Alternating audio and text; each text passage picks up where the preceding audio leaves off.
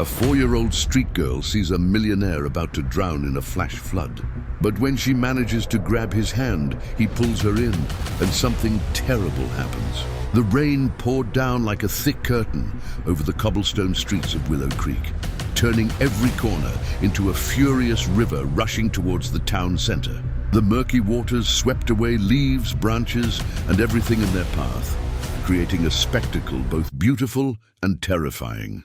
It was one of those stormy afternoons that make residents barricade themselves indoors, praying the flood wouldn't take more than street debris. But not everyone had the luxury of seeking shelter. Isabella, barely 4 years old, walked barefoot down Main Street, her soaked clothes clinging to her thin body like a second skin. Her brown hair, once tied in 2 messy pigtails, now dripped dirty water that ran down her furrowed brow of concentration. In her tiny hand, she clutched a piece of stale bread she had found near Joe's bakery, shielding it under her blouse, as if it were the most precious treasure in the world. The little girl didn't fully understand why Doris, the kindly woman who looked after her, had left home that morning saying she needed to take care of some things in town, and hadn't returned yet. What Isabella knew was that her stomach ached with hunger and that the rain was getting heavier, making the water rise dangerously around her bare feet. Across the same street, Theodore Miller wrestled with his own conscience as he watched the flood from the porch of his colonial home. At 52, the businessman had a habit of controlling every detail of his life with mathematical precision, but at that moment, he felt utterly lost. His hands trembled as he held a briefcase full of documents he had discovered hidden in his wife Miriam's office, papers revealing a financial betrayal that shook the foundations of everything he believed. The numbers danced before his eyes: unauthorized transfers, forged signatures, phantom accounts. Miriam had embezzled nearly $200,000 from the funds earmarked for the candy factory's employees, money that was supposed to cover the next quarter's salaries. The discovery hit him like a lightning bolt, shattering the image of the dedicated wife she had cultivated over 15 years of marriage. "How could I have been so blind?" he muttered to himself, his voice lost in the pounding rain on the colonial tile roof. Guilt and shame mixed in his chest like poison. Theodore had always prided himself on being a fair boss, on knowing each of his 80 factory employees by name, on keeping salaries current even during the toughest times. Now he discovered that his own wife had stolen the livelihoods of these families, using his trust and access to documents to execute a scheme that had been going on for months. The storm seemed to mirror the chaos in his mind. Every drop that fell from the sky weighed like an accusation. He had failed as a husband, as a businessman, as a human being. How could a man who prided himself on his ability to foresee and control situations not have realized he was living with a criminal? It was then that Theodore saw the little girl. Isabella struggled against the current, which already reached almost to her knees, her slender legs faltering with every step. The dirty, violent water pushed her sideways, threatening to knock her down at any moment. She cried softly, calling for Grandma Doris as she tried to cling to a lamppost to avoid being swept away by the flood. For a moment, Theodore was paralyzed. The sight of that defenseless child awakened a deep pain within him that he had buried long ago, the memory of being small, lost and afraid, with no one to protect him. But the paralysis lasted only a few seconds.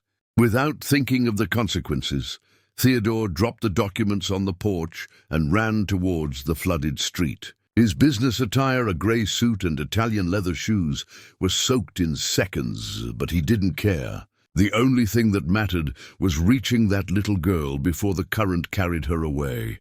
"Grab my hand," he shouted, extending his arm towards Isabella. The girl lifted her frightened eyes and saw a tall man approaching, wading against the force of the water. Instinctively, she reached out her tiny hand to him, trusting the stranger as only a child can. When their hands touched, something unexpected happened. The weight of the guilt Theodore carried, the despair that consumed him since discovering Miriam's betrayal, all concentrated at that moment. Instead of pulling Isabella to safety, He let himself be carried away by despair, by the urge to simply disappear, to stop fighting a life that had revealed itself to be a lie. And he pulled the girl with him into the current. The cold, violent water immediately enveloped them. Isabella let out a terrified scream that was lost in the roar of the flood, her tiny hands clinging desperately to Theodore's arm. The impact of the icy water slapped Theodore back to reality. What was he doing? How could he have put an innocent child in danger because of his own momentary madness?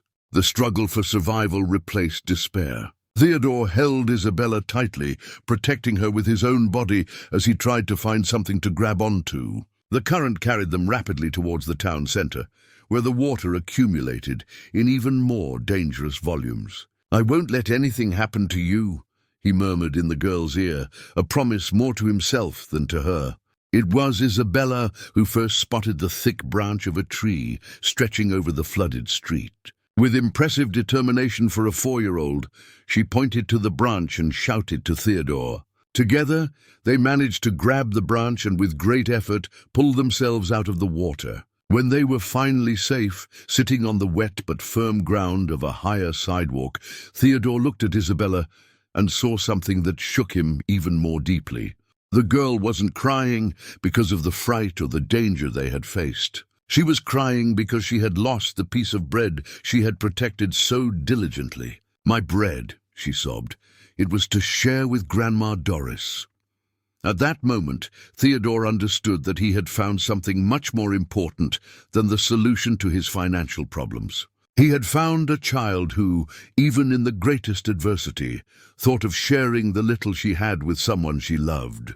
A child who had risked her own life to try and save him, not knowing that he had almost caused both of them to drown. The guilt he felt now was different from the guilt over Miriam's betrayal. This was a guilt that came with responsibility, with the urgent need to do what was right. Looking at Isabella, who was shivering with cold and hunger, Theodore made a decision that would change both their lives forever. He would take care of that little girl, no matter the cost. 2 hours after the flood, Theodore carried Isabella in his arms through the still wet streets of Willow Creek, desperately searching for the Grandma Doris the girl wouldn't stop mentioning. The little one had fallen asleep against his chest, exhausted by the scare and the cold. But even in her sleep, she murmured the name of the woman raising her. "Doris Davis," Theodore repeated mentally, trying to connect the name to a familiar face. In the town of only 25,000 residents, where everyone knew everyone, or at least by sight, it was strange not to be able to identify who was caring for that child. Perhaps they lived in a more secluded part, in the less affluent neighborhoods, where he rarely had reason to go. Passing by the town square, where St. Michael's Church stood majestically, even as the rain began to subside, Theodore spotted a group of women chatting animatedly near the steps. Among them, he recognized Mrs. Carroll, the pharmacist's wife, known for knowing everyone's business in town. "Mrs. Carroll," he called, approaching carefully so as not to wake Isabella, "do you know anyone named Doris Davis? This little girl was looking for her." The grey-haired woman adjusted her glasses and observed Isabella with curiosity. "Doris Davis. Of course I know her. She lives on Elm Street, in a little yellow house with a big yard. Poor thing, she takes care of several children whose parents abandoned them. They say she lost a daughter years ago and never got over it." "Several children?" Theodore asked, surprised. "Oh yes, there are always 2 or 3 little ones running around there. The city pretends not to see because she doesn't have official authorization to be a foster parent, but everyone knows she's a saint. She cleans houses to support the little ones." Theodore felt a tightening in his chest. He imagined Doris, desperate, searching for Isabella in the rain, perhaps not knowing if the girl was alive or lost in the flood. "Would you happen to know where she might be now? She's probably still looking for the girl. I saw her rush by here a while ago, soaking wet, asking everyone if anyone had seen Isabella." Without wasting time, Theodore followed the directions until he found Elm Street. It was a dirt road that the rain had turned into mud, with simple houses and yards fenced by wooden posts. Doris's yellow house was easy to identify, small but well kept, with a flower garden bravely defying the storm. When he knocked on the door, no one answered. Theodore walked around the house and found the back door ajar. He hesitated for a moment. Entering a stranger's house wasn't something he would normally do. But Isabella was starting to wake up, and he needed to quickly find the woman the child was looking for so much. "Hello?" he called, gently pushing the door open. "Miss Doris? I'm here with Isabella." The house inside was even simpler than it appeared. The tiny living room held only an old sofa, a small table, and several boxes of toys scattered on the floor. On the walls, children's drawings were taped with Scotch tape, showing happy families made with crayons. Theodore realized that all the drawings had the same childish signature: Isabella. "Grandma," Isabella murmured, waking up and looking around with still, sleepy eyes. "She's not here right now, little one," Theodore said softly. "But we'll wait for her, okay?" It was then that he heard hurried footsteps outside. The door suddenly opened, and a woman of approximately 67 entered like a whirlwind, completely soaked and her eyes red from crying. "Isabella! My God, my girl!" Doris cried, rushing towards them. Theodore had never seen so much relief and love concentrated on a person's face. Doris scooped Isabella into her arms as if the girl were made of glass, kissing her face and whispering words of affection mixed with tears of joy. "I thought I'd lost you, my child. I thought the flood—" Doris's voice broke into sobs. "Grandma was looking for me?" Isabella asked, stroking Doris's wet face. "I looked all over town, love. Everyone was helping me look." It was only then that Doris noticed Theodore's presence. She studied him carefully, noting his expensive clothes, now dirty and wet, his erect posture even in such an unusual situation. "Are you the one who brought my girl back?" she asked, her voice still choked with emotion. Theodore hesitated. How to explain that he had found Isabella because they had both almost drowned together? How to tell her that, for a few terrible seconds, he had thought of giving up everything and had dragged an innocent child along with his momentary madness? "We met during the flood," he said finally, opting for a simplified version of the truth. "Fortunately, we managed to get out of the water together." Doris observed him more closely, and something in her gaze changed. It was as if she was trying to remember something, a distant memory that insisted on hiding in the depths of her mind. "You seem familiar to me," she said slowly. "What's your name?" "Theodore Miller." Recognition didn't come immediately, but Theodore noticed a hesitation in Doris, as if the name echoed somewhere in her memory. She shook her head, as if dismissing a confusing thought. "Miller, from the candy factory." "That's right." "Ah, of course. Everyone knows you here in town." Doris adjusted Isabella on her lap, still holding the girl. "I don't know how to thank you. When I realized she wasn't home, you don't need to thank me. Anyone would have done the same." But as he spoke, Theodore looked at the simple house around him and felt a strange weight in his chest. The peeling paint, the old furniture, the mended children's clothes drying on a makeshift line in the kitchen. Everything screamed need, a discreet but evident poverty. "May I ask how many children you care for here?" he asked. "Just Isabella now," Doris replied, kissing the girl's forehead. "The others found families or went to official shelters. But Bella, she arrived here so tiny, so scared. I can't imagine her anywhere else. And her parents." Doris's face darkened. "They never showed up. Someone left her on my doorstep one winter night with a little note asking me to take care of her just for a few days. That was 2 years ago." Theodore felt anger swell in his chest. How could someone abandon such a young child? How could Isabella's parents simply disappear, leaving her in the care of a stranger, however kind? "Do you get any help from the city, the government?" Doris gave a bitter laugh. "The government only shows up when they want to cause trouble. They say I can't care for children without authorization, but they don't offer any alternatives. I prefer them to pretend we don't exist. And how do you support yourselves?" "I clean houses, do laundry, whatever odd jobs come my way. Isabella is an easy child to care for. She's no trouble." Theodore looked at Isabella, who had nestled into Doris's lap like a frightened kitten.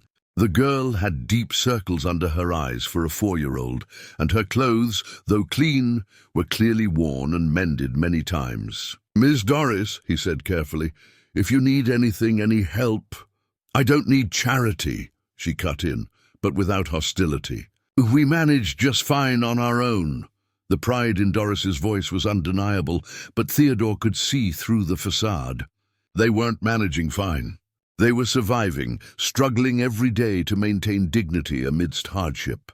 "I'm not talking about charity," he said. "I'm talking about gratitude. Isabella helped me as much as I helped her today. Maybe even more." Doris studied his face, looking for signs of condescension or pity, but found only sincerity. "What do you mean?" Theodore thought about how to explain without revealing too much about his own struggles. "Sometimes, when we're lost, a child can show us the way back. That's what happened today." At that moment, Isabella stirred in Doris's lap and mumbled something about being hungry. Doris looked at the empty kitchen, and Theodore noticed the tension that crossed her face. "How about I bring something for us to eat together?" he suggested. "I'm hungry too, and it would be a way to celebrate this reunion."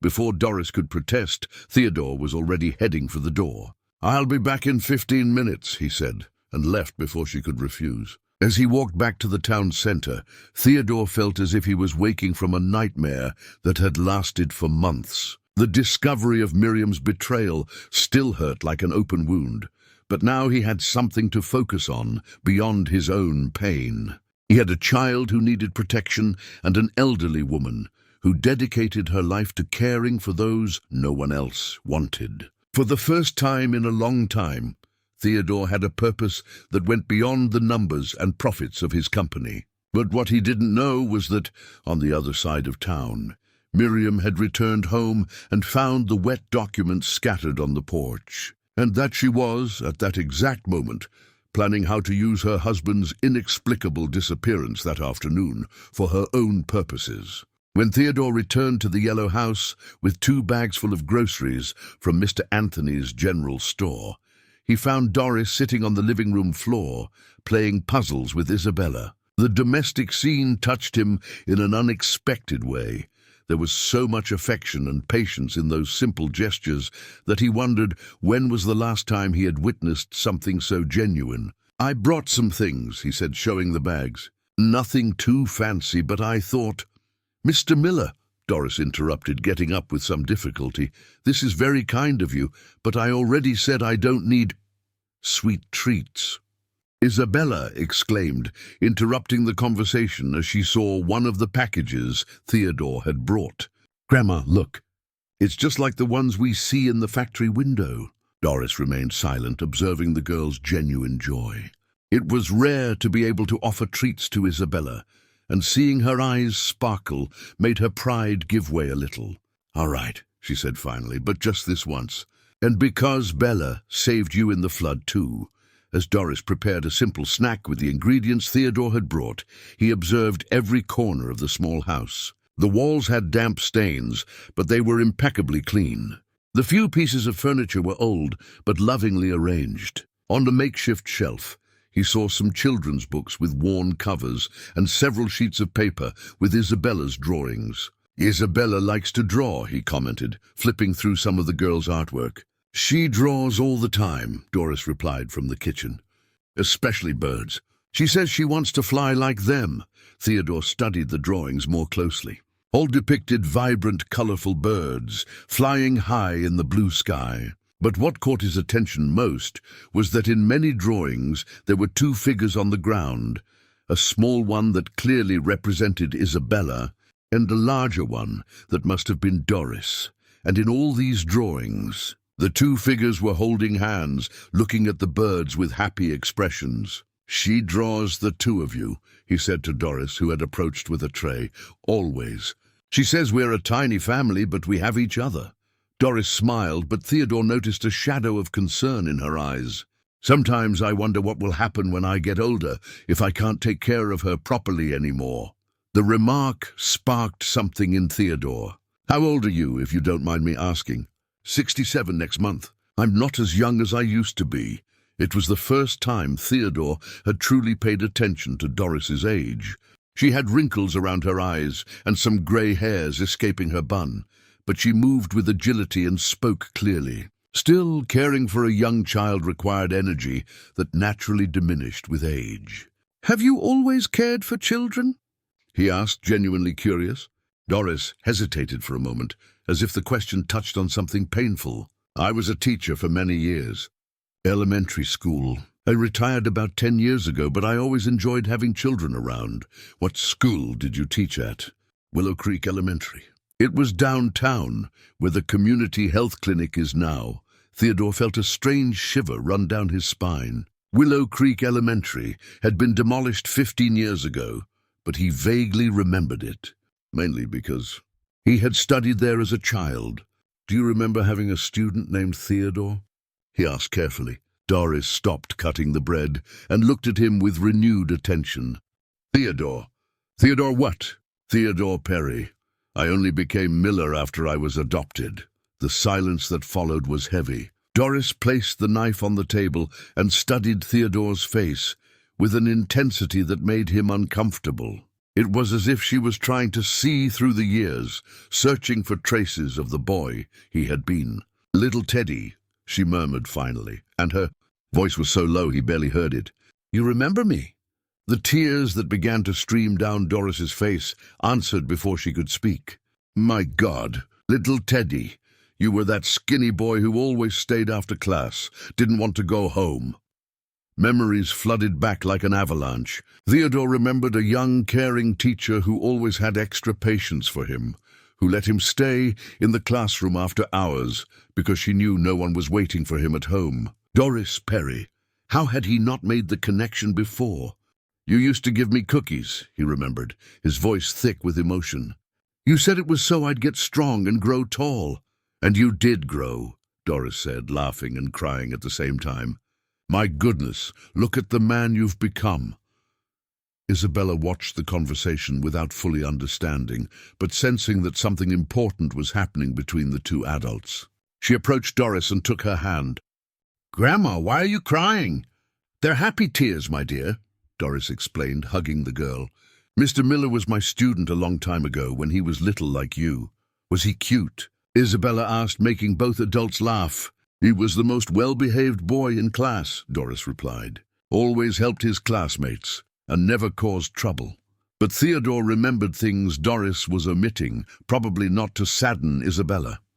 He remembered arriving at school hungry, wearing dirty clothes because no one at home would wash them, inventing excuses not to leave at the end of the day because he knew he would find an empty house. "You took care of me when I was a child," he said softly.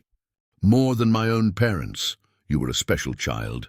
You deserved all the affection in the world." It was then that Theodore fully understood the irony of the situation. Doris had cared for him when he was an abandoned, needy child. Now, decades later, she was doing the same for Isabella. And he, who had prospered and built a successful life, was in a position to repay the kindness he had received. "Doris," he said, using her first name for the first time, "you saved my life when I was a child. Now I want to help you and Isabella. Theodore, you don't need to—" "Yes, I do. Not out of charity or pity, out of gratitude. And because you both deserve to have an easier life." At that moment, Theodore's cell phone rang. It was Miriam. He hesitated before answering, knowing that any conversation with his wife would be complicated now that he had discovered her betrayals. "Theodore, where are you?" Miriam's voice sounded irritated. "I got home and found wet paper scattered on the porch." "What happened here?" "There was a flood. I had to go out to help someone." "Help who exactly?" "And don't tell me it's confidential, because I know you were at a woman's house." Theodore felt a chill down his spine. "How do you know that?" Miriam smiled, but there was no warmth in that smile. "Willow Creek is a small town, my dear. Nothing goes unnoticed. Carol called me and said she saw you carrying a child, asking about Doris Davis." "And what's the problem?" "The problem," Miriam said, standing up from the armchair, "is that your good deed happened on the same day you were ransacking my office. On the same day, you found certain documents you left scattered on the porch." Theodore realized he had underestimated his wife's intelligence. She had connected the dots faster than he expected. "What documents?" He feigned ignorance. "Don't play dumb with me, Theodore. I know you found the transfers, the loans, everything." The confession came so casually that Theodore was momentarily speechless. Miriam wasn't even trying to deny it. On the contrary, she seemed almost relieved not to have to pretend anymore. "So it's true," he said finally. "You stole from the company.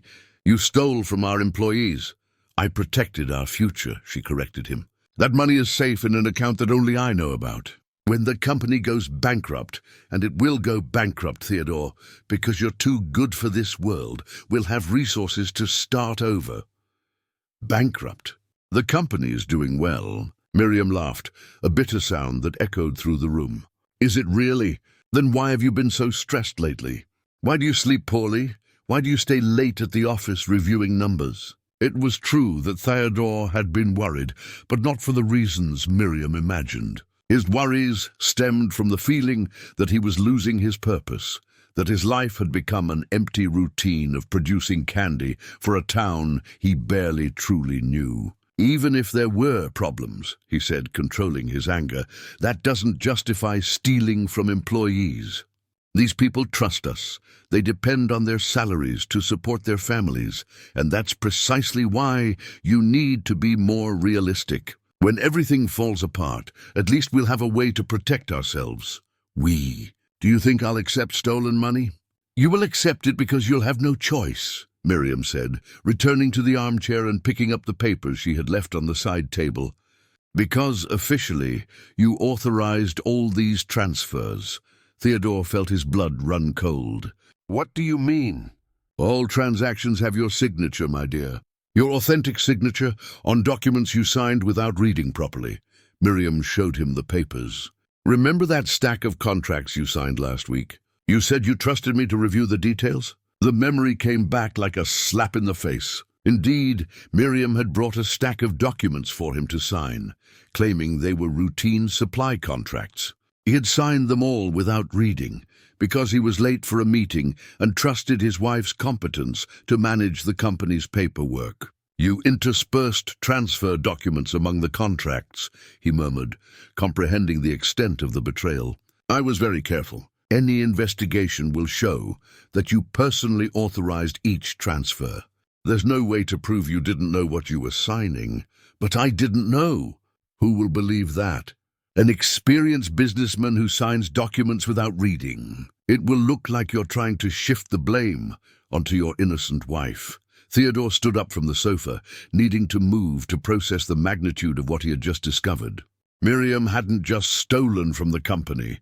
She had orchestrated everything so that he would be legally responsible for the crime. "Why are you telling me this?" he asked. "If your plan was to incriminate me, why reveal the truth now?" "Because I prefer our partnership to your imprisonment," Miriam replied calmly. "If you cooperate with me, if you stop asking questions and accept the situation, we can both get out of this financially secure. Otherwise, you'll turn me over to the police. Otherwise, unfortunately, I'll have to reveal that I discovered irregularities committed by my own husband and feel morally obligated to report them to the competent authorities." Theodore looked at the woman he had been married to for 15 years and felt as if he was seeing a stranger. How had he lived so long beside someone capable of such coldness and calculation? "And the woman you visited today," Miriam continued, "Doris Davis, I heard she's caring for a child without legal authorization. It would be a shame if someone reported irregularities in childcare, don't you think?" The threat hit Theodore like a punch to the gut. "You wouldn't dare." "I would dare anything to protect our future, and to protect you from your own impulsive decisions." "What impulsive decisions?" "I thought you might want to use our money to help this woman and child. You've always been very emotional, very charitable, but charity is a luxury we can't afford right now." Theodore understood he was cornered. If he reported Miriam, she would take him down with her. If he didn't cooperate, she would destroy Doris and Isabella. And worse, she was right about one thing. He really was thinking of using company resources to help the retired teacher and the girl. "How long have you been planning this?" he asked. "Months. Ever since I realized you were losing focus on the business, spending too much time on social concerns instead of concentrating on profits. Social concerns. You're too involved with the employees, Theodore.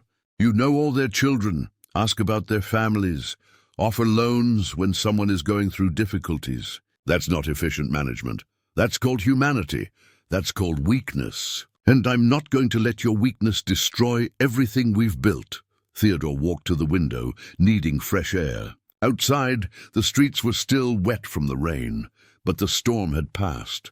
He thought of Doris and Isabella in the yellow house, probably having dinner together, talking about their day, planning what they would do tomorrow. Two simple people living an honest life, while he was trapped in a web of lies and blackmail. I need time to think, he said finally. There's not much time to think. Tomorrow, the employees will start questioning the delayed payments. If you don't find a way to explain the situation without involving me, I'll have to take drastic measures. What kind of measures? The kind you won't like. The kind Doris Davis and the girl won't like. Theodore closed his eyes, feeling the weight of the situation on his shoulders. In a few hours, he had discovered that his life was a lie, that he was being blackmailed by his own wife, and that the two people he had come to care for were being used as bargaining chips. Is there any way to solve this without harming anyone? He asked. There is. You accept the situation, pretend you don't know anything, and let me handle the details. In a year, we'll have enough money to sell the company and move to a bigger city where no one knows our story. And Doris and Isabella? They're not our problem. Theodore turned to face Miriam. They are my problem. Then you'll have to choose, she said, getting up from the armchair, between your sentimental past and our practical future. That night, Theodore couldn't sleep. He stood on the back porch, watching the stars and trying to find a way out of the labyrinth his life had become. Every option he considered led to painful consequences for someone he cared about. If he cooperated with Miriam, he would be betraying all the employees who trusted him. If he reported her, she would destroy Doris and Isabella. If he tried to find a third option, he risked losing everything and failing to protect anyone. When the sun began to rise, Theodore had made a decision. He didn't know if it was the right one, but it was the only one that would allow him to sleep peacefully with himself. He would fight, even if it meant losing everything he had built. The next morning, Theodore arrived at the factory before the sun had fully risen. The machines were still silent. The empty corridors echoed his hurried footsteps as he headed for the office. He had a few hours to find a solution before the employees arrived and started asking questions about delayed salaries. He sat down at the computer and began reviewing all transactions from the past 6 months, looking for any legal loophole he could use against Miriam. Each signed document felt like a dagger, his own signature authorizing transfers he would never have consciously approved. "Early today, aren't we?" a familiar voice said at the door. Theodore looked up and saw Oscar Perry, his production manager, and one of the few true friends he had in town. Oscar was a 50-year-old man, grey-haired and with hands calloused from working at the factory since adolescence, rising through the ranks through competence and dedication. "Oscar, good thing you're here. I need to talk to you." "I imagine so," Oscar said, closing the door behind him. "The employees are worried. Just yesterday, the production line staff asked me about their salaries. It's the first time in 15 years there's been a delay." Theodore took a deep breath. If he was going to fight Miriam, he would need allies. And Oscar had always been loyal, honest, and discreet. "Oscar, I've discovered something very serious. Something that could destroy the company and harm all the employees." The manager sat in the chair across from the desk, his expression worried. "You can tell me. You know you can trust me. Someone is embezzling money from the company. Large amounts. That's why salaries are delayed." "Someone? Who?" Theodore hesitated. Accusing his own wife wasn't easy, even for someone who had decided to fight her. "Miriam," he said finally. "My wife has been stealing from the company for months." Oscar remained silent for a long moment, processing the information. "Are you sure about this?" "I have all the proof. She forged documents, falsified authorizations, created phantom accounts. And worse, she managed to get me to sign some documents without noticing, so officially I looked like an accomplice. My God, Oscar murmured. How much money are we talking about? Almost $200,000 so far. Enough money to cover 3 months of payroll. And what do you plan to do? I don't know yet. If I report her, she'll claim I authorized everything. If I do nothing, she'll continue stealing until there's nothing left. And she threatened me, said if I don't cooperate, she'll harm innocent people. What people? Theodore told him about Doris and Isabella, about the unexpected reunion, and Miriam's veiled threats. When he finished, Oscar was visibly disturbed. This situation is more complicated than I imagined, the manager said. But there are some things you need to know. What things? I installed security cameras in the administrative office last week. Without telling anyone, not even you. I was worried about some small thefts in the stockroom and thought it best to monitor. Theodore felt a spark of hope. Did the cameras film anything? They filmed many things, including Miriam working alone in the office at odd hours, tampering with files that aren't her responsibility. Do you have the recordings? I do, and there's something else. Miriam doesn't know, but I always check the company's bank statements. I noticed the strange movements 2 weeks ago, but since they had your signature, I thought they were operations you had directly authorized. Theodore stood up from the chair, feeling for the first time in days that perhaps there was a way out. Oscar, can these recordings and statements prove my innocence? They can prove that she acted suspiciously and that you weren't present during those actions. But as for the signatures on the documents, the signatures are real. She got me to sign without reading. But if we can prove she acted fraudulently in other respects, we can at least create reasonable doubt about your involvement, Oscar completed. At that moment, loud voices from outside interrupted the conversation. Theodore recognized Miriam's voice talking to someone in the hallway. It is important for everyone to understand that we are going through a period of transition, she was saying. Some temporary adjustments to payments are necessary to ensure long-term stability. She's talking to the employees, Oscar whispered. I'll see what's happening. Theodore followed him to the office door, where they could observe Miriam talking with a group of workers who had arrived for the morning shift. She wore her best professional smile, but there was something forced in her posture. Mrs. Miller, said Joanna, one of the oldest employees, can you guarantee us that salaries will be paid this week? Of course, Joanna. It's just a matter of cash flow. You know how tough the market has been lately. But the factory was doing well, another employee protested. Sales increased last quarter. Exactly why we need to be cautious with investments. My husband is sometimes too generous with spending. I'm helping to reorganize the finances to ensure everyone has stable employment. Theodore felt his blood boil. Miriam was planting doubts about his competence, preparing the ground for him to be held responsible for the financial problems. She's manipulating the situation, he murmured to Oscar, and doing it very well. Look how she manages to appear concerned and trustworthy at the same time. Indeed, Miriam had mastered the art of manipulation. She spoke with a sweet voice, lightly touched employees' arms when she wanted to emphasize a point, smiled in a way that seemed genuinely maternal. To those who didn't know her true motives, she really seemed like a dedicated wife, trying to protect the company from her husband's imprudent decisions. We need to act fast, Theodore said. The more time she has to plant these ideas, the harder it will be to prove the truth. What do you suggest? First, I need to protect Doris and Isabella. If Miriam carries out her threats, leave that to me, Oscar interrupted.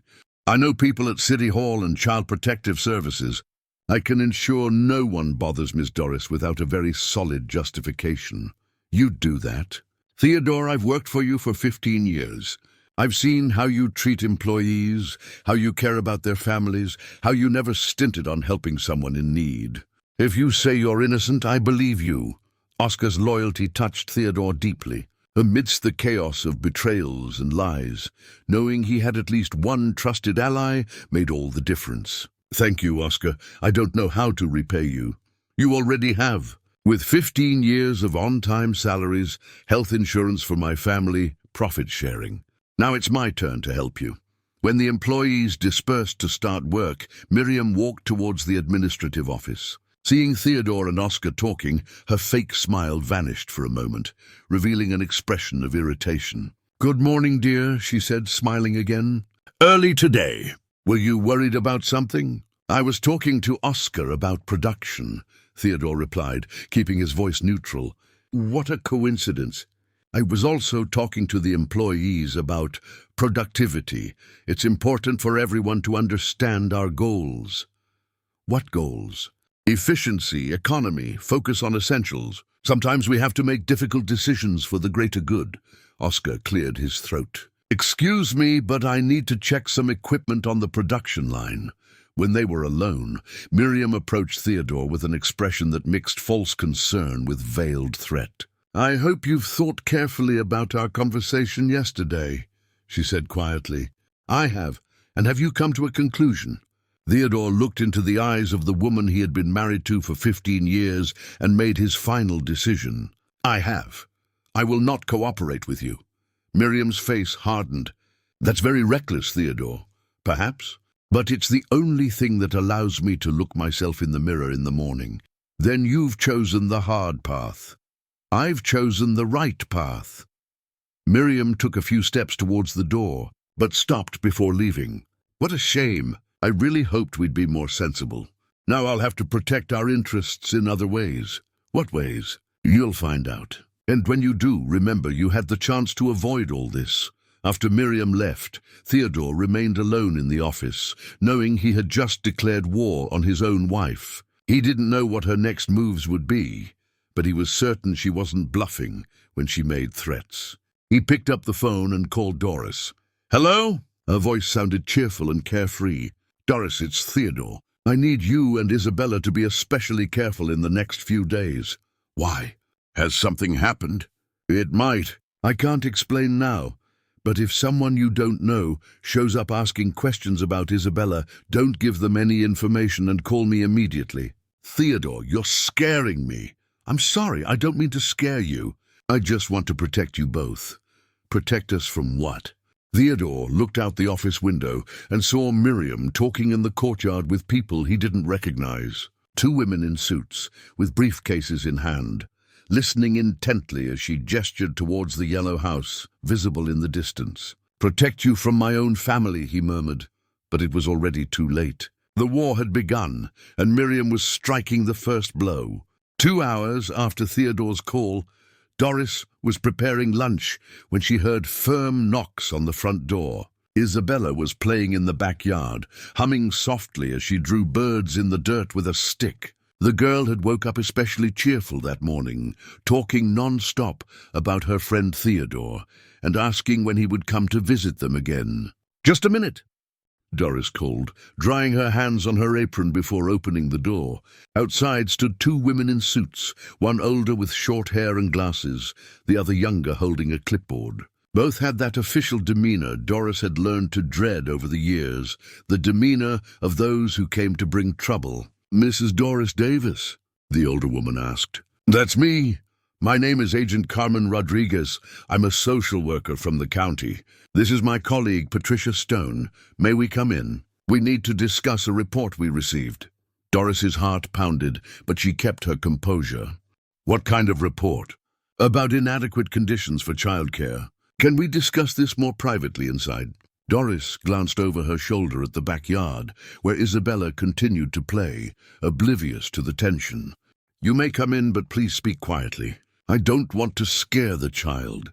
The 2 women entered the simple house, their eyes scanning every corner with professional scrutiny. Doris noticed they wrote everything down: the old furniture, the damp stains on the wall, the small size of the rooms. "Do you have any documents proving your authorization to care for a minor?" Carmen asked, sitting on the sofa. "I don't have official authorization," Doris admitted. "But Isabella arrived here abandoned. I just did what any decent person would do. "We understand your good intentions," Patricia said, "but there are legal procedures for cases like this. The minor should have been referred to Child Protective Services and then sent to a shelter where she'd just be another number, where she wouldn't have the individual affection every child deserves. The county's foster care system is prepared to offer adequate care," Carmen replied.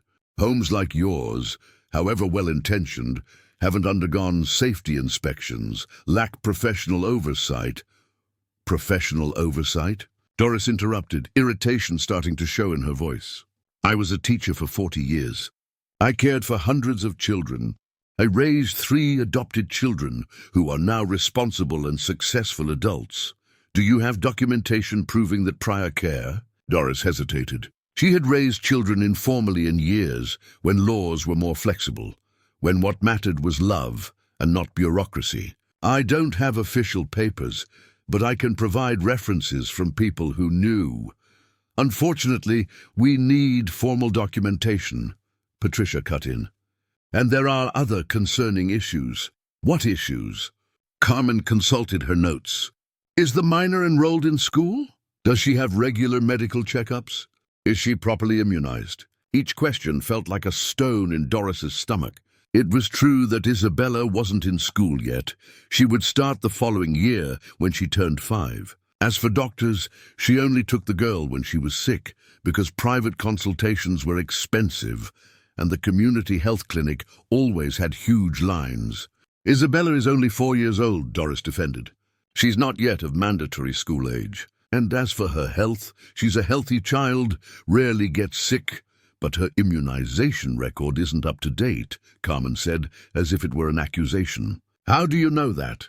"We checked the county records. There's no official documentation about this child. It's as if she doesn't exist to the state." It was at that moment that Isabella ran in through the back door, dirty with mud, but with a radiant smile on her face. "Grandma, look," she said, showing the drawing she had made on the ground. "I made a family of little birds." The 2 social workers observed the girl carefully. Patricia wrote something on her clipboard. Isabella noticed the strangers and hid behind Doris, suddenly shy. "Who are they, Grandma?" "They're visitors, my dear. How about you go wash your hands while I finish talking with them?" Isabella obeyed, but Doris noticed that the girl stayed close enough to hear the conversation. Children who have experienced abandonment develop a special sensitivity to perceive when adults are discussing their future. "The child seems well cared for physically," Carmen observed, "but living in such precarious conditions." "Precarious?" Doris exploded. "This house may be simple, but it's clean, organized, and full of love. Isabella has clean clothes, food on the table, affection every day. What more does a child need?" "Legal stability," Patricia replied. "Guarantees that she won't be abandoned again if something happens to you.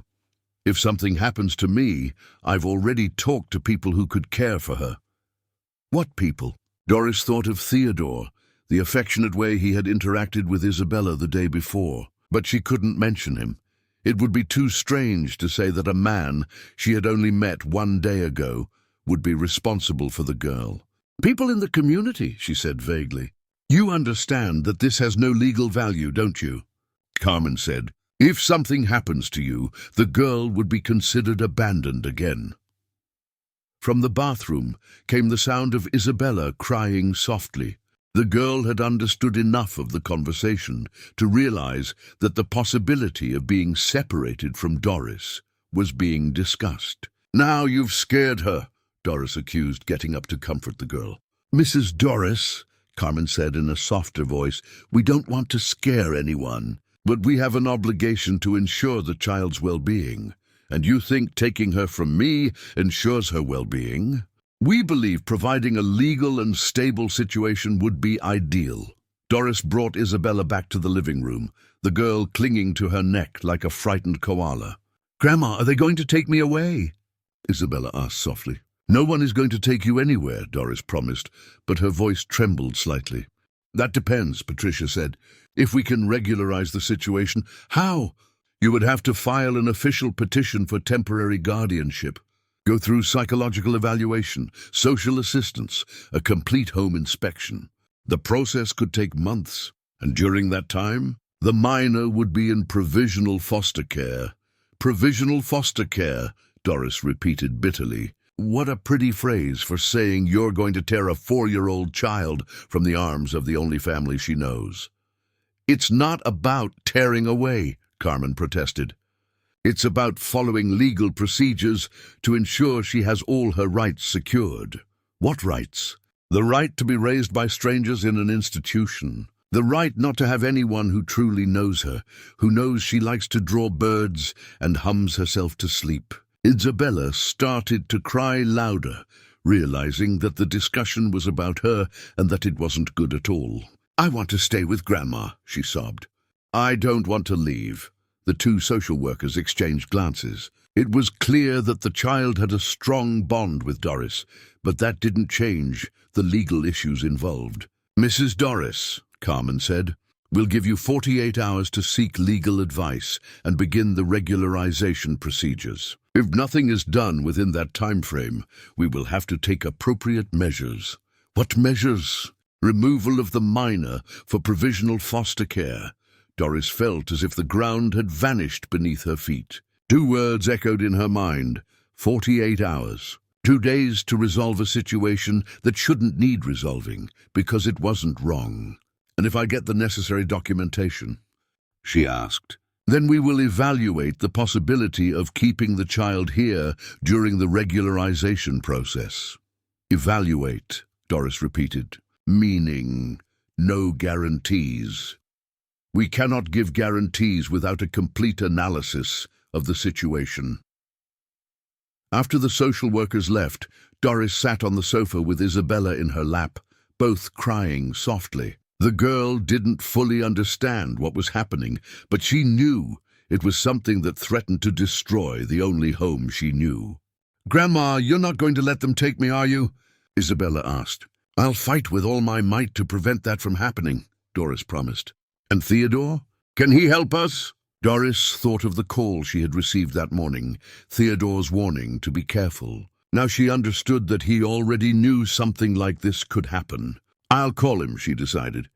But when she picked up the phone, the line was dead. She checked the wires and discovered that someone had cut the house's telephone connection during the social worker's visit. Doris looked out the window and saw a car parked across the street, with an elegant woman in the driver's seat, observing the yellow house with a satisfied smile on her face. It was Miriam, and Doris understood that she was in the middle of a war she hadn't chosen to fight, but which she would have to win if she wanted to protect the girl she loved like a daughter. Theodore only discovered what had happened to Doris and Isabella when Oscar burst into the factory office, his face red with indignation and exhaustion. It was almost 4 in the afternoon, and he had spent the last 2 hours trying to understand why. Social workers were asking questions about a family he had promised to protect. Theodore, we need to talk urgently, Oscar said, closing the door forcefully. What happened? Your wife carried out her threat. She sent social workers to Miss Doris's house. They're trying to take the girl from her. Theodore felt as if he had been punched in the stomach. How did you know? My sister-in-law works at City Hall in social services. She called me and said 2 women had shown up there with an anonymous report about irregular childcare. When she described the address, I recognized Miss Doris's house. Anonymous report, Theodore repeated bitterly. Of course it was anonymous. Even worse, they gave Miss Doris 48 hours to regularize the situation, or they'll take the child from her. That's absurd. Doris cares for Isabella with all the love in the world. The girl is happy, healthy, protected. I know that, you know that. But bureaucracy doesn't care about those details. They want papers, documents, official stamps. Theodore began pacing the office, despair growing in his chest. Miriam had been faster and crueler than he had imagined. In a few hours, she had managed to turn 2 innocent people into victims of a relentless bureaucratic system. Is there any way to help? He asked. There is, but it won't be easy. Miss Doris needs a competent lawyer to speed up the guardianship process. And she needs to solve practical matters, the girl's school enrollment, up-to-date immunization records, an approved home inspection. How long does that normally take? Months, sometimes years, depending on the complexity of the case, but they only have 48 hours. Exactly. It's a well-planned trap. Theodore picked up the phone to call Doris, but the call didn't go through. "The line is dead," he murmured, trying again. "They probably cut her phone line," Oscar said darkly. "It's a common tactic to isolate people. I'm going there now." "Theodore, wait. Before you do anything, you need to know that your wife isn't acting alone." "What do you mean?" "My sister-in-law told me that the social workers mentioned receiving detailed information about Ms. Doris's situation. Information only someone who knew the family could have." "What kind of information?" "That the girl isn't enrolled in school, doesn't have updated documents, that the house has structural problems. Things too specific to be discovered in a casual report." Theodore understood the implication. Miriam investigated Doris and Isabella before making the report. More than that, she probably hired someone to do this investigation. Social workers don't act that fast without external pressure. Pressure from whom? From someone with political influence, or with a lot of money to distribute in the right places. The revelation made Theodore realize he had completely underestimated the extent of Miriam's revenge. She wasn't just attacking Doris and Isabella, she was using the entire system against them. "Oscar, I need you to do a few things for me," Theodore said, grabbing paper and pen. "First, find the best family lawyer in the area, no matter the price. Second, find out who can expedite Isabella's documentation process. And third, help me find a way to prove Miriam is behind all this." When Theodore arrived at the yellow house, he found Doris sitting on the porch with Isabella in her lap, both looking at the street as if expecting someone to come for them at any moment. The girl was visibly frightened, clinging to Doris's neck as if she were the only solid thing in a world that had become threatening. "Doris," he called, getting out of the car quickly. "Theodore!" The relief in her voice was evident. "Thank goodness you came." "I tried to call you, but the phone isn't working." "I know." Oscar told me what happened. "How are you both?" "Scared," Doris admitted. "Isabella doesn't quite understand what's happening, but she knows it's something bad." Theodore knelt in front of Isabella, who looked at him with eyes red from crying. "Hi, little one. How are you?" "Sad," she replied with the brutal honesty of children. "The bad ladies want to take me from Grandma." "No one is going to take you from anyone," Theodore promised, though he didn't know how he could keep that promise. "Theodore," Doris said softly, "you warned this could happen. How did you know?" He looked at Isabella, who was paying attention to the conversation, and decided the child didn't need to know the sordid details of the war between him and Miriam. "I can explain later," he said. "Right now, the important thing is to resolve the situation." "What exactly did they say you need to do?"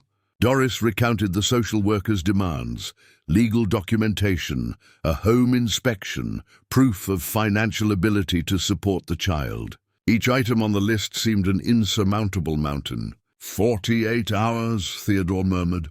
"It's enough time if we know exactly what to do. Do you have a plan?" "I'm working on it. But first, you two are coming with me." "Where?" "To my house. At least for tonight. It's not safe for you to stay here alone." Doris hesitated. "Theodore, that's very kind of you, but I can't accept. It would be inappropriate." "Inappropriate? Why?" "You're married.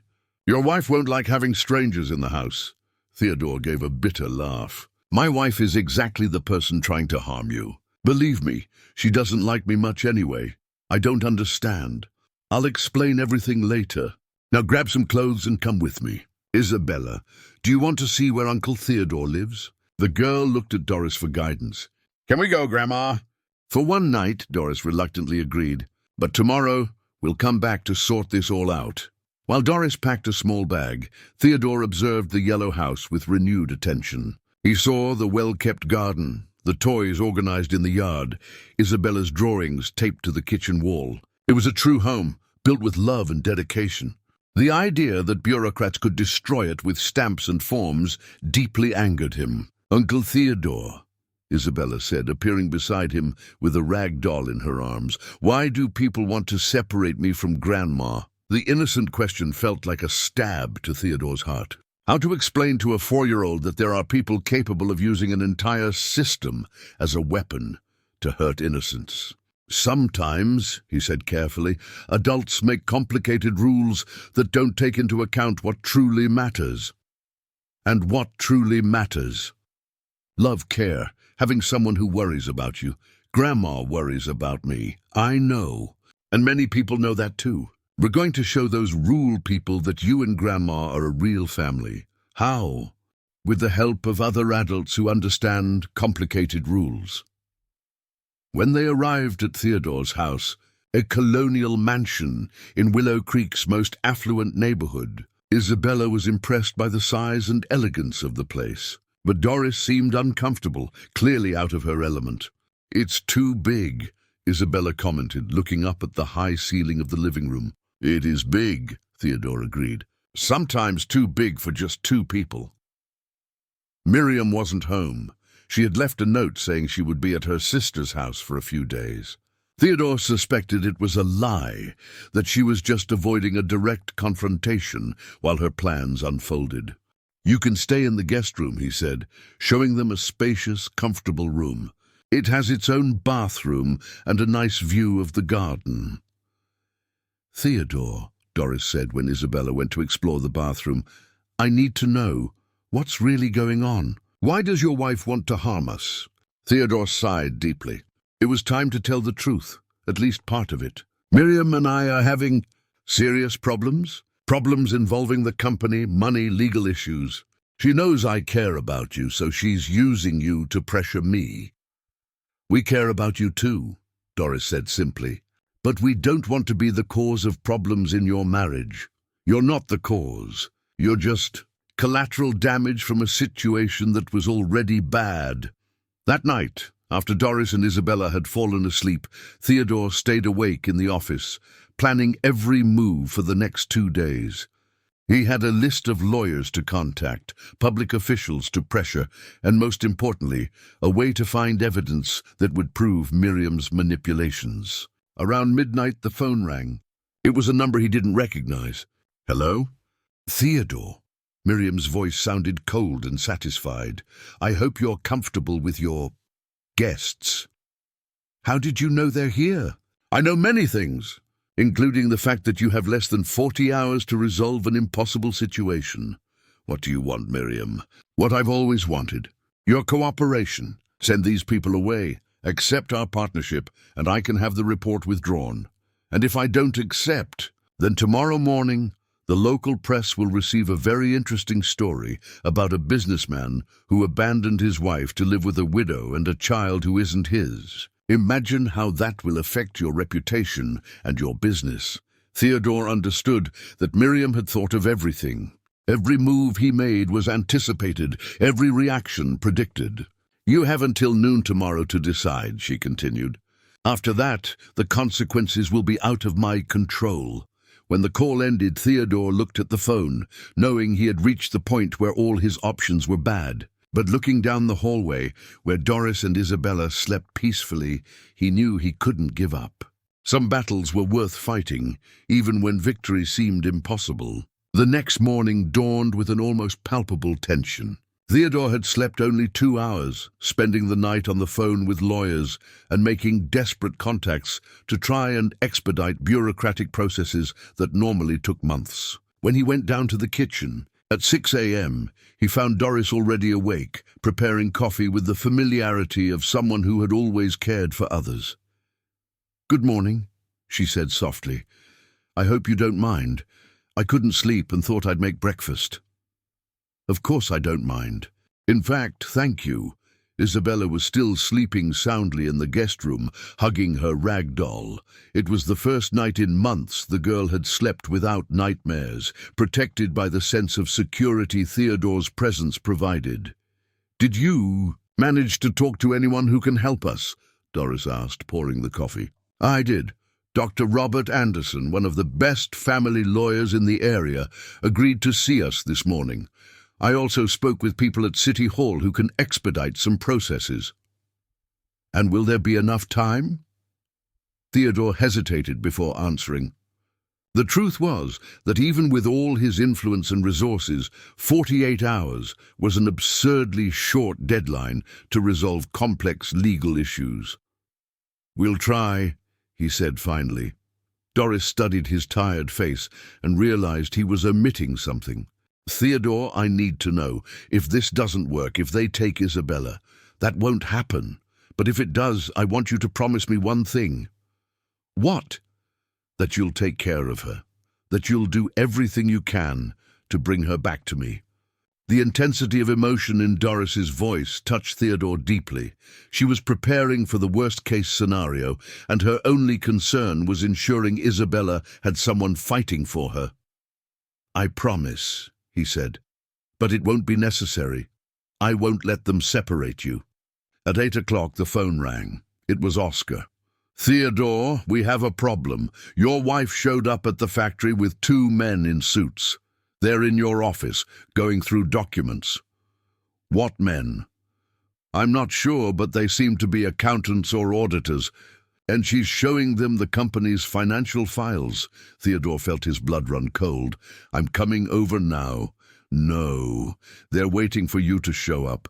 Miriam made it clear that if you come here, there will be a final showdown about the company's situation."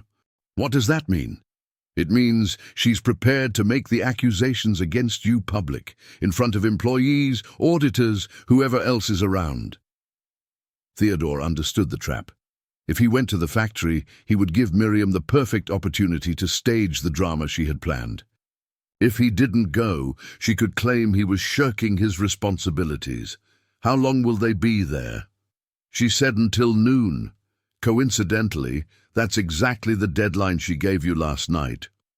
It wasn't a coincidence. It was meticulous coordination to ensure Theodore remained paralyzed until it was too late to save Doris and Isabella. "Oscar, I need you to do something very important. Get all the security camera recordings from the past 3 months, especially the ones showing Miriam working alone in the office." "Where do you want me to take the recordings?" "To Dr. Robert Anderson's office, 315 Flower Street. He's expecting us at 10 o'clock. When Theodore returned to the kitchen, he found Isabella awake, sitting on Doris's lap and eating toast with jam. The girl had woken up quieter than usual, as if sensing that this would be a decisive day. "Good morning, Uncle Theodore," she said, but her voice lacked its usual cheerfulness. "Good morning, Princess. Did you sleep well?" "I dreamed of little birds," she said, "but in the dream they were trapped in a cage and couldn't fly." Doris and Theodore exchanged worried glances. Even in dreams, Isabella was processing the fear of being separated from those she loved. "You know what I think?" Theodore said, sitting next to her. "I think today we're going to open all the cages so the little birds can fly free." "How?" "With the help of good people who understand that true families should stay together." Ubastu, at 9:30, the 3 were in Dr. Robert Anderson's office, a 60-year-old man with grey hair and an impeccable reputation. His office was elegant but welcoming, with bookshelves full of law books and photographs of families he had helped reunite over the years. "Mrs. Doris," he said after hearing the whole story, "I'll be honest with you. The situation is very complicated, but not impossible." "What can we do?" she asked. "First, we'll file an emergency guardianship petition alleging that sudden separation would cause severe psychological trauma to the child. Second, we'll challenge the legality of the 48-hour deadline, which is absurdly short for any legal process." "Will that work?" "It will buy us time, and time is what we need most right now." It was then that Oscar arrived, carrying a USB drive with the security recordings. "Theodore, I got everything you asked for, and there's something else you need to know." "What?" "Your wife isn't just showing documents to the auditors, she's signing new documents. It looks like she's transferring ownership of the company." "Transferring to whom?" "To herself, and to the 2 men who are with her." Theodore felt as if the ground had vanished beneath his feet. Miriam wasn't just blackmailing him. She was taking complete control of the company while he was distracted trying to save Doris and Isabella. "Can she do that legally?" Dr. Anderson asked. "She can if she has the proper powers of attorney and documents," Theodore replied bitterly. "And knowing Miriam, she does." "Then we need to act even faster," the lawyer said. "I'll prepare two strategies simultaneously. One to protect Isabella's guardianship and another to prevent your wife from destroying your company." And while Dr. Anderson worked on the legal documents, Theodore received a call that changed everything. It was Father Michael, a respected leader in the Willow Creek religious community. "Theodore, my son, I need to talk to you about a very serious situation that has come to my attention." "What situation, Father?" "About Miss Doris and little Isabella. The entire community is outraged by this unjust persecution." "The community knows what's happening?" "Of course they do. In a small town, news like this spreads fast. And everyone who knows Ms. Doris knows she's a saint. She's raised dozens of children over the years, all with great love and dedication. And what does the community intend to do? We're already doing something. We organized a petition with over 500 signatures asking the authorities to leave the family in peace. And what's more, we got testimonials from people Ms. Doris raised, testifying about the care they received." Theodore felt a wave of hope. "Father, can this make a difference in the legal process?" "It can and will. I've already handed everything over to Dr. Anderson, and there's more. The community is mobilizing to help with the costs of the process and with everything necessary to regularize Isabella's situation." "Father, I don't know how to thank you." "No need to thank me, my son. When a family is in danger, the entire community has an obligation to protect." At 11:30, Dr. Anderson had finished preparing all the necessary documentation. They had an emergency guardianship petition, a challenge to the excessively short deadline, community witnesses, and even the security recordings that could prove Miriam's manipulations. "Now we go to court," the lawyer announced, "and we'll show the judge that this child has a real family who loves her." But when they arrived at the courthouse, they discovered that Miriam had gotten there before them. She was in the waiting room with the two men in suits and yesterday's social workers, all chatting animatedly like old acquaintances. "She bribed everyone," Doris murmured, recognizing the women who had visited her house. "No," Theodore said, observing the scene with renewed attention. "She planned this a long time ago. These people weren't bribed, they were hired." It was then that Theodore understood the true extent of Miriam's plan.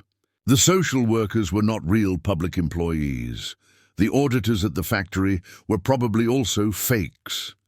She had organized an entire operation to destroy him and, in the process, ruin the happiness of an innocent child. "Dr. Anderson," he said, "I think we've discovered something very important. What if the social workers who visited Doris aren't actually from the government?" The lawyer stopped walking. "That would change everything. It would be a crime of identity fraud. And the 48-hour deadline? It would be completely invalid." At that moment, Isabella tugged at Theodore's sleeve. "Uncle, those are the bad ladies from yesterday." "I know, little one. But now we're going to show everyone who the truly bad people in this story are." The final battle was about to begin, and for the first time since it all began, Theodore felt he might actually have a real chance to win. Dr. Anderson acted with the swiftness of someone who had spent decades dealing with legal emergencies. Instead of entering the courtroom where Miriam and her accomplices were waiting, he went directly to the chambers of the presiding judge, Thomas Evans, carrying a folder full of documents and evidence. "We need an urgent injunction," he explained to the magistrate. "There are strong indications that a crime is being committed against a vulnerable family." Meanwhile, Theodore, Doris, and Isabella waited in the courthouse hallway, observing the strange movement of people who clearly didn't belong in that environment. Miriam spoke in low tones with the two men in suits, and their overly confident expressions made Theodore increasingly suspicious. "Uncle Theodore," Isabella said, tugging his sleeve, "why is your wife talking to the bad ladies?" The girl's innocent question drew the attention of others waiting in the hallway. An elderly lady waiting for a child support hearing discreetly approached them. "Excuse me for intruding," she said softly, "but those two women talking to your wife are not from County Social Services." "How do you know?" Theodore asked. "Because I've worked for 20 years at City Hall in Human Resources. I know all the social services employees, and these two women have never worked there." Doris squeezed Isabella's hand tighter. "So they lied about who they were?" "It seems so," the lady replied. "And that's a serious crime. Identity fraud at the least." Theodore felt a mix of relief and indignation. Relief, because this proved the whole situation was a farce. Indignation, because Miriam had been capable of going so far to harm innocent people. At that moment, Dr. Anderson emerged from the judge's chambers with a satisfied expression. "We did it," he announced. "Judge Evans will hear all parties right now on an urgent basis, and the fake social workers. The judge has already requested the local police to verify their identities. If they confirm they are imposters, it will be a case for immediate arrest." When they entered the courtroom, Miriam showed surprise at seeing Theodore accompanied by a lawyer. She had expected him to arrive alone, desperate and willing to accept any deal. "Your Honor," one of the fake social workers began, addressing the judge, "we are here to formalize the removal of minor Isabella from the inadequate care of Mrs. Doris Davis." Judge Evans, a 50-year-old man with enough experience to detect irregularities, studied the document she presented with meticulous attention. "How interesting," he said after a few minutes. "These documents have City Hall stamps, but the paper is different from what the municipal administration officially uses." "Must be a new batch of paper," the second woman stammered. "And could you show me your official identification?" The two women exchanged nervous glances. "We forgot them at the office," one of them said. "How odd. In 15 years as a judge, I've never seen social workers go on an operation without identification." It was then that Dr. Anderson stood up. "Your Honor, I would like to present evidence that these individuals are not who they claim to be." He showed the judge the statement from the City Hall employee, official photographs of the real county social workers, and most importantly, the security camera recordings that showed Miriam handing money to the two women in a hotel parking lot. "Your Honor," the lawyer said, "these women were hired by Mrs. Miriam Miller to impersonate public officials and persecute an innocent family." The silence that followed was awkward. Miriam had visibly paled, realizing her elaborate plan was crumbling before her eyes. "Mrs. Miller," the judge said in a severe voice, "do you have any explanation for these accusations?" "Your Honor, I was just trying to protect a child living in inadequate conditions by hiring imposters to pose as public officials." "I didn't know they weren't. I thought they were. You thought two women you yourself paid were government employees." Miriam realized that every word she spoke dug her deeper. The two men in suits accompanying her also seemed nervous, probably realizing they'd gotten involved in something much more serious than they imagined. "Your Honor," Dr. Anderson interjected, "I would also like to present evidence that Mrs. Miller is involved in the embezzlement of funds from her husband's company, and that this persecution of the Davis family is a form of blackmail to force Mr. Miller to cover up her crimes." The security camera footage was played on the courtroom screen. Everyone could see Miriam working alone in the factory office at odd hours, tampering with files that weren't her responsibility, falsifying documents. "My God," Doris murmured, seeing for the first time the extent of the malice that had been directed against her and Isabella. Isabella, who had remained quiet on Doris's lap throughout the hearing, suddenly spoke with the impressive clarity of young children. "Grandma, the bad lady is crying." Indeed, Miriam had started to cry, not tears of remorse, but of rage at being exposed. Her meticulous plans had been destroyed by evidence she hadn't anticipated. "Your Honor," one of the fake social workers said, clearly trying to save herself, "we didn't know anything illegal was happening. Mrs. Miller told us it was a complicated family situation, and you thought it was normal to impersonate public officials. She said it was just to give more credibility." Judge Evans shook his head, visibly irritated by the disrespect for the justice system. "I order the immediate arrest of these two women for identity fraud. And as for Mrs. Miller—" "Your Honor," Theodore interrupted, standing up for the first time during the hearing, "I would like to say something." "Go ahead."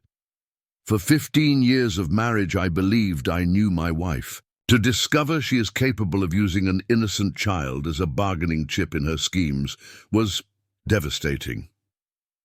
Theodore looked at Miriam, who avoided his gaze. "But what shocks me most is realizing that she was willing to destroy the happiness of a 4-year-old girl just to harm me." "And what is your request?" the judge asked. "That Isabella remain with Doris, who is the only mother she knows, and that my wife be held accountable for all the crimes she committed." "Theodore, you can't do this to me," Miriam said for the first time since she had been exposed. "We've been married for 15 years. Precisely why it's so painful to discover you're capable of such cruelty." Judge Evans banged his gavel. "I order that the minor Isabella remain under the care of Mrs. Doris Davis, with whom she has proven emotional ties. I also order the initiation of a police investigation to look into the crimes of identity fraud, embezzlement and diversion of funds presented at this hearing." When they left the courthouse, Isabella finally smiled for the first time in 2 days. "Grandma, does this mean I can stay with you forever?" "It means no one will be able to separate us ever again," Doris replied, hugging the girl with tears of joy in her eyes. Theodore watched the embrace of the two and felt a peace he hadn't experienced in a long time.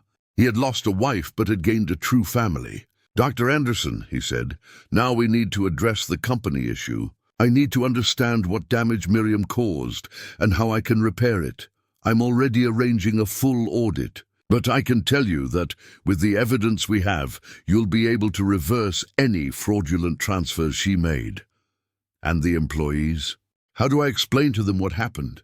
"With the truth," the lawyer replied. "They deserve to know they have a boss who was a victim, not a villain." That afternoon, when they returned to the yellow house, Isabella immediately ran to the backyard where she had been playing before the whole nightmare began. But this time, instead of drawing birds in the dirt, she grabbed crayons and started drawing on the porch wall. "What are you drawing, little one?" Theodore asked. "Our family," she replied, concentrating on the drawing. "Grandma, me and you too. Because you're part of our family now." Doris approached and saw the drawing. 3 figures holding hands, all smiling, surrounded by colorful birds flying freely around them. "It's the most beautiful drawing I've ever seen," she said. "It's because now all the little birds are free," Isabella explained. "No one is trapped in a cage anymore." Theodore understood that the girl was right. They had all been liberated, she and Doris from the threat of separation, and he from a marriage built on lies. But the real surprise was yet to come, and it would change everything once more. 3 weeks after the hearing that changed their lives, Theodore was reorganizing his company when he received a call he didn't expect. It was Dr. Anderson, but his voice sounded different. There was an urgency mixed with something that seemed like hope.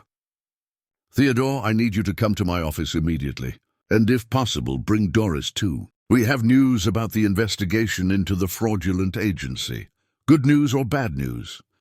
"Very good. We managed to locate Dr. Susan and discovered things that go beyond our worst fears." An hour later, Theodore and Doris were in the lawyer's office. While Isabella played at Mary and Charlie Davis's house, who had decided to spend the weekend in Willow Creek, The integration between the two families had been so natural that sometimes they even forgot the situation had begun as a potential separation. "What did you find?" Doris asked. Dr. Anderson opened a voluminous folder. The FBI managed to track down Dr. Susan through the information Isabella provided. The golden watch, apparently, was a unique imported piece that helped identify her. And she was arrested? She was. And when arrested, she tried to make a deal with the authorities, revealing the entire operation. "Theodore, Doris, you can't imagine the extent of what this woman was doing." "Tell us," Theodore said. "She ran a network that operated in 5 states. She falsified documents for orphaned or abandoned children, created multiple identities for the same child, and sold them to several families simultaneously." Doris paled. "Several families?" "Exactly. A single child could be adopted by 3 or 4 different families. Susan received money from all of them, and then claimed bureaucratic problems to not deliver the child to any of them." Theodore felt nauseated. "How many children are we talking about?" "More than 100 in the last 5 years. "And Theodore, Isabella wasn't the only case in Willow Creek." "What do you mean?" Dr. Anderson showed a document. "Remember the investigation we did into Miriam's past? We found out she had contact with Susan's agency 3 years ago. Miriam wanted to adopt a child. No, she wanted to get rid of one. Miriam got pregnant from an extramarital affair, had the baby in secret, and gave him to Susan's agency." The silence that followed was absolute. Doris and Theodore processed the information that Miriam had not only stolen from the company and tried to destroy their lives, but had also abandoned a biological child. "Where is that child now?" Doris asked.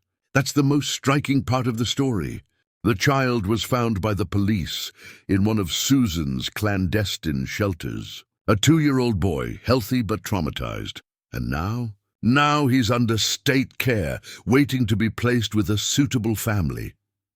Theodore looked out the window, trying to process that Miriam had been capable of abandoning her own child. "Dr. Anderson, is there any possibility of you adopting the boy?" The lawyer completed. "That's exactly what I was hoping you'd ask. Would it be possible?" "More than possible. Considering you've already demonstrated competence in caring for Isabella, that you have financial and emotional stability, and that the boy would need a loving home." "But what about Isabella?" "And Mary and Charlie?" Doris asked. "How would they react?" "Why don't we ask them?" Theodore suggested. "If we're going to be a family, everyone should participate in important decisions." 2 hours later, at the Yellow House, everyone was gathered in the living room. Theodore, Doris, Mary, Charlie, and Isabella. Dr. Anderson had just finished telling the whole story about the discovery of Isabella's long-lost half-brother. "So," Mary said carefully, "Miriam abandoned a baby at the same fraudulent agency where Isabella was?" "Exactly. And now this boy needs a family. What's he like?" Isabella asked, who had listened to the entire explanation with the seriousness she reserved for important matters. "He's 2 years old, dark hair, and according to the temporary caregivers, he's a sweet but very shy child." "Why is he shy?" "Because he spent a lot of time without a family really caring for him." Isabella thought about this for a long moment. "Like me before Grandma?" "A little similar," Doris admitted. "Then he needs us," Isabella declared with the irrefutable logic of children. "He needs a big family to teach him it's safe to trust people," Charlie smiled. "And would you like to have a little brother?" "I'd like to have an even bigger family," Isabella replied, "because a big family means more love for everyone." "But Isabella," Mary said, "do you understand that this means another child sharing the adult's attention?" "Mommy Mary, when you and Daddy Charlie showed up, did I get less attention from Grandma and Uncle Theodore?" "No, I got more, because now there were more people to give me attention. It's the same with a little brother." The adults exchanged glances, impressed once again by Isabella's emotional wisdom. "And there's one more thing," she added. "If the little brother is the son of the bad lady who did bad things to Uncle Theodore, then it's even more important that he has a good family." To learn that not all adults are bad like his mother, it was Theodore who asked the question everyone was thinking. "Mary, Charlie, would you be willing to adopt 2 children instead of 1? "We've already discussed this," Charlie replied. "If you're willing to share the upbringing of both children as we're doing with Isabella—" "Of course we're willing," Doris said immediately. "The more children to love, the better. So it's decided?" Dr. Anderson asked. "It's decided," Theodore confirmed. "Let's go get the boy." "Can I come too?" Isabella asked. "Are you sure you want to meet him?" "I am, because he'll be scared, and I can teach him that our family is safe." 3 days later, on a sunny morning, the entire extended family was at the state orphanage, where the boy had been transferred after the rescue.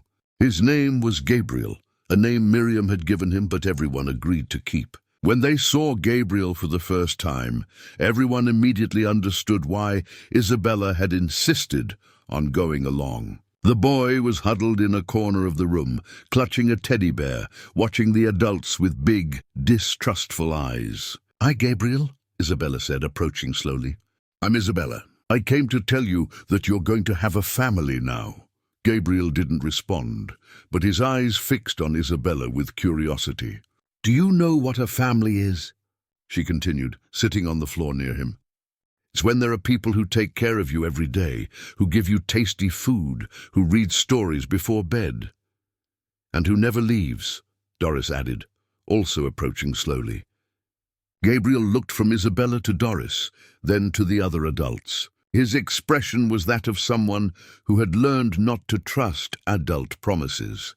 "Gabriel," Theodore said softly, "I know it's hard to believe, but we want to take care of you. Forever." It was Isabella who had the idea that changed everything. "Gabriel, want to see a drawing I made for you?" She pulled a sheet of paper from her backpack, where she'd drawn a yellow house surrounded by many colorful figures, all holding hands, all smiling. "This is our house," she explained, "and these are all the people who will take care of you. The Grandma Doris, Uncle Theodore, Mommy Mary, Daddy Charlie, and me. We're a big family." Gabriel touched the drawing timidly. "Do I get to be in it too?" "Of course you do. Look." Isabella picked up a crayon and drew another small figure beside her. "Now you're in our family drawing." It was then that something none of the adults expected happened. Gabriel smiled, a small but genuine smile. "Can I take the drawing with me?" he asked. "You can take it, and when we get home, I'll teach you how to draw too." An hour later, Gabriel was in the car with the whole family, heading to Willow Creek. He was still shy and reserved, but there was something about his demeanor that had changed. He was no longer huddled in fear. "Uncle Theodore," Isabella said during the trip, "is our family complete now?" "I think so, little one. I think it's complete now." "Well," she said thoughtfully, "complete for now. Because families that love a lot always have room for more love." Theodore looked in the rearview mirror and saw Gabriel asleep in Doris's lap, Isabella holding his tiny hand protectively. In truth, he thought, Isabella was right about everything.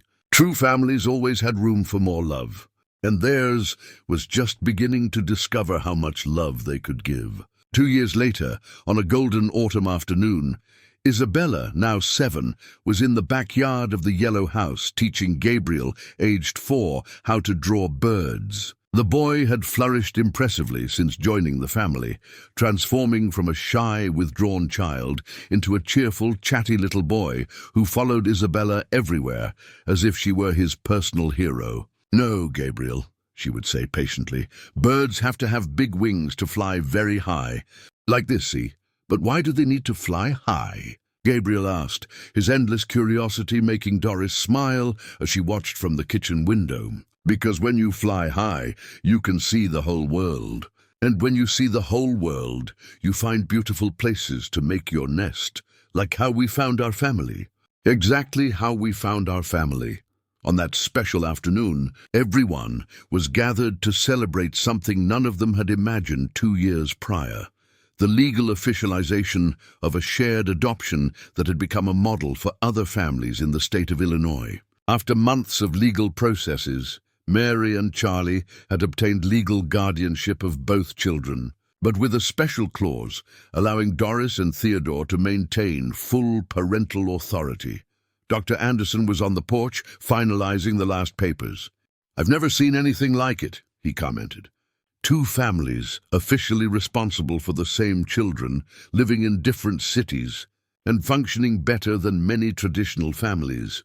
That's because love doesn't follow traditional rules," Theodore replied, who had arrived from the factory early to participate in the celebration. The company had not only fully recovered from the damage caused by Miriam, but had also prospered extraordinarily. Theodore had implemented a profit-sharing program that transformed all employees into partners, and the Willow Creek Candy Factory had become a benchmark for social responsibility in the region. "Uncle Theodore," Gabriel shouted, running to hug him. "Look what Bella taught me to draw." The drawing showed two birds flying side by side, and beneath them, a yellow house surrounded by many colorful figures. "It's beautiful, champ. And who are these birds?" "It's me and Bella, flying to visit all our families." "All your families?" "The Willow Creek family and the Chicago family. And the church family, and the school family, and the factory family." Theodore laughed, impressed by how Gabriel had internalized the expanded concept of family that Isabella had created. "Dad!" a familiar voice called as it arrived at the gate. Theodore turned and saw Mary and Charlie arriving, but they weren't alone. With them came a man of about 30, tall and dark-haired, with a nervous expression on his face. "Who is that?" Isabella asked, appearing beside Theodore. "It's someone very special you need to meet," Mary replied, her voice filled with emotion. Charlie approached first. "Children, this is Dr. Michael Davis. He's Grandma Doris's brother." The silence that followed was one of total surprise. Doris appeared at the door of the house, drying her hands on her apron, and when she saw the man who was with Mary and Charlie, she dropped the cloth on the floor. "Michael," she murmured, her voice trembling. "Hi, Doris," he replied, tears already streaming down his face. "I've spent the last 20 years looking for you." The story that unfolded in the following hours was another twist that no one had foreseen.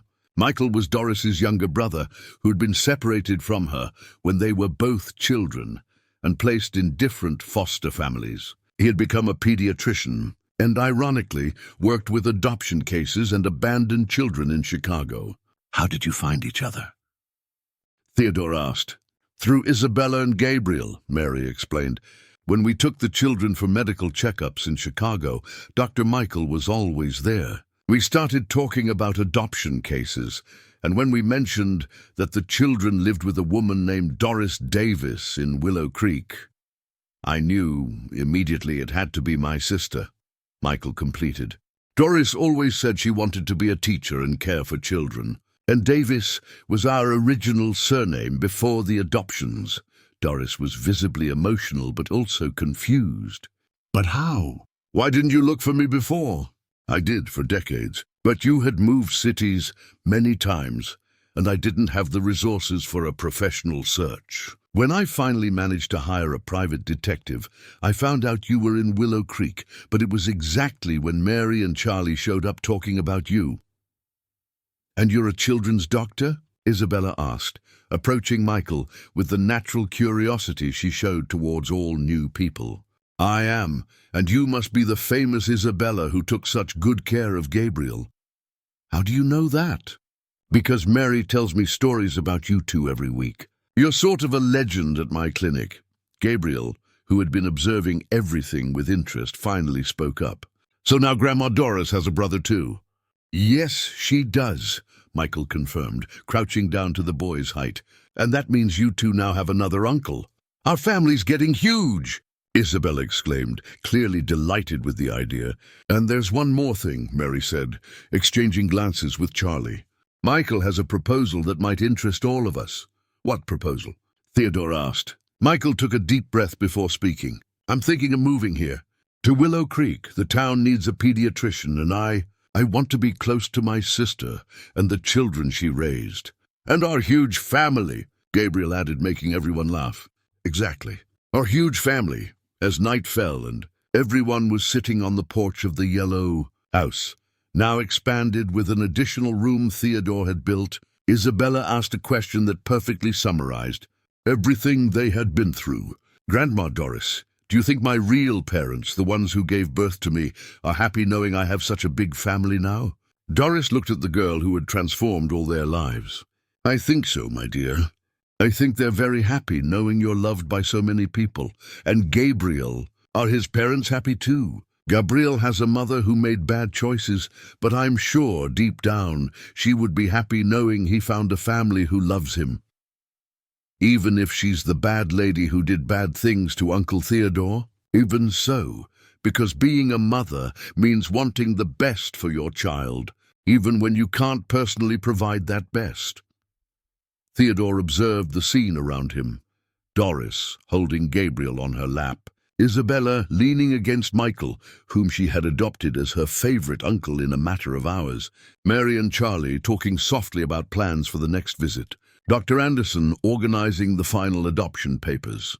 3 years ago, he was a lonely man, married to a woman who betrayed him, living a life empty of real purpose. Today, he was part of a family that had grown organically, based on genuine love and conscious choices to care for each other.